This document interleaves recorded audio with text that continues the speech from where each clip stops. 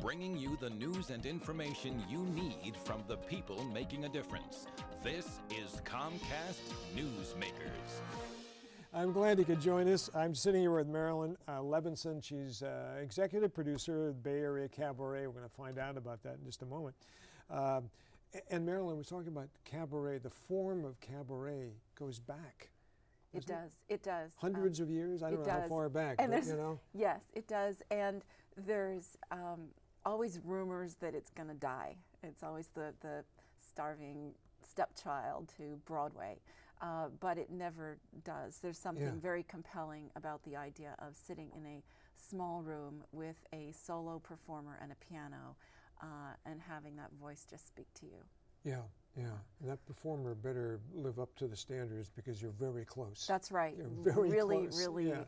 And you have to be totally honest with the audience too. At that point, there's no faking it from 100 yards away. And that's why so few of them are good at it. Yeah, and the person you have performing now in January. She's good at it. Very good at it. Yes, very good at it. Yeah. Her name is Christine Ebersole, and she's won 2 Tony Awards for 42nd Street and for Grey Gardens, most recently in a dual role. Fascinating if you have a chance to get on YouTube and see her performances in that show. She is, in addition to having done tons of TV and she said you worked with Richard Burton. She starred opposite Richard Burton in Camelot and all kinds of things. She's so young, it's hard to believe she's had this amazing history, and she brings all that experience to her concert performance. Yeah. She performed for us last year, sold out 2 shows. Steve Wynn gave her a fabulous review in the Chronicle, and Michael Tilson Thomas hired her to open Carnegie Hall's season with the San Francisco Symphony this year, doing a Bernstein program. When she comes into this cabaret show, is it a show that she's performed before? No. Or is each show sort of created, on its own?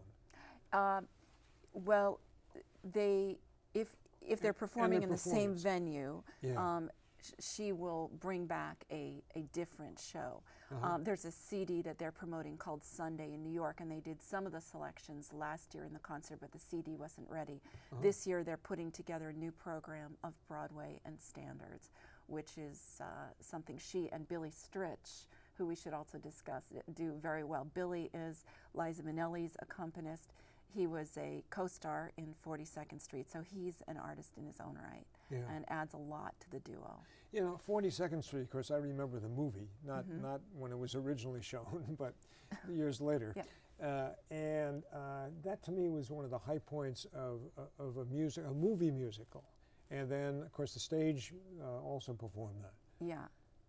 And her rendition of Lullaby of Broadway, which you can hear on her website, ChristineEbersole.com, and also on BayAreaCabaret.org, is haunting.